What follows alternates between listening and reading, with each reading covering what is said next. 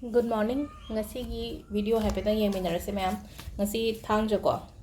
Thang jese color da hara gana purple ga black color jere ko. Meken machu ga amu baga atuga mana okay thang jese hadi aina cleansing to bo ko pa se yam na phai ko hadi sheng do po yum kai sheng do po ro na traga atai akogi negativity ki ka lo to ko to ko so yam phai ko ado si ma'am se to bi we adagi aina keno do ba akogi long karpurga mai thabiyo khopiyon habado adumba gumba su nungti gi thaba ko padana ama oigra ko nungti gi thaba ngamdaba gumba lebese khoina keno khoi thangje khatang oina tawrasu yai ko sisu amuk haitare ko hadi blockages remove tawwa haitare ko ai erpan gumba lebese keno da haitare ko ai gi hoji hoji ki life ta adumba mayam do loina chatkiba mangkiba oigani ko block mayam do hangdokna bagi damakta haitare ado ahambada khoigi card ki message yeng minarase ko aduga amasu ko akoina sum kainoma sum ngasi se thangje gumba se ko hari suppose nungai na daba ka hara sine ko mu manung nungai na daba ka hara gadi husband wife ki marakta ga sum khana ba hara se marai tawra khana ba ko pa thangje remit ta hobo se ko mathangi thangje phaw dum chatkani ba hadi week tuma pura nungai ta duna yari nei hai tare ko saturday se khana ba chaina dana ba adagi nungai ta ba khota ba se ko इशादा पुसलक्तब सिगी पोट मैम से नत्रगदी पुरा हप्ता दुमा हाय तारे को दुम चटपा दुमाइना ओइब दुम मथंगी थांगजे यौद्रि पको दुमाइना लेइबसु यावबनेबो को अदुना हाइदि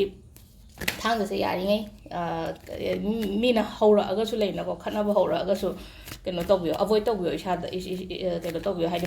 मानबिरु दबा हाय तारे को सिगी पोट से मलेरे को अदु अहमद खोगी कार्ड की मैसेज ऐप पे मिनरसे को 1 2 3 को अहम जिदे म खनबिरसे ngasiगी ओइना को 1 2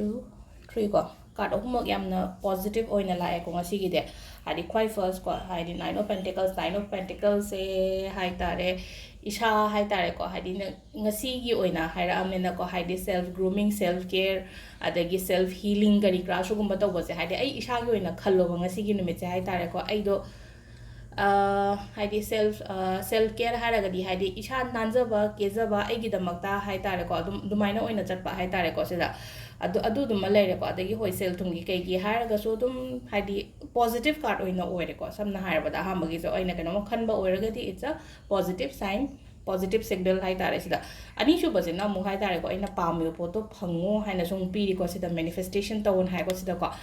ama heta tawbe manifestation tawba haraga idana khotana tawbu ko adu natraga so only just son ba khotba natraga ning bado hai tare ko hadi intention afaba ma ga loina na intention afaba ga loina na hadi poche phangni hai bagi thajaba ma ga loina ga aina sum khan bado ngasi se hadi si se la adi phani kana adumaina khan bado so hadi manifestation makhala mane ba hadi ma'am hai pot ma'am thangdo ga tawbu ko ba purnima da tawbu adumak tawdraga su ko adu dum lere ko aduga ahum suba sina ko hadi akhangba ahiba kari gram mayam se hadi ko ketam su share to tawthopiyo ko share to tawthopiyo dagi mingon dagi su mateng kari kra su dumaina su lakani ko aduga ketang lai su ningon ha ko ngasi gi numit se ko adu sida lere ko ye ahamba card ki message se aduga keno se ko timing se ko ayuki pung mari dinatre taruka minute kun nipan dagi na nipan ga minute mari phang lere 13 ga minute 3 dagi na nungdawaram gi pung mari ga minute ahum phawm lere ko adagi manga ga minute kun thram pan dena tare ka minute ahum phawm lere dei nipan ga minute kun nipan dagi na 12 ga minute nipu phawm lere dei nongalam dagi na ahum ga minute kuma pan dagi na mari ga minute yankhai humdoi phawm lere ko si sina akhoi gi ngasi gi oina afaba timing ko ado sida lere akhoi ngasi card message se ma'am thank you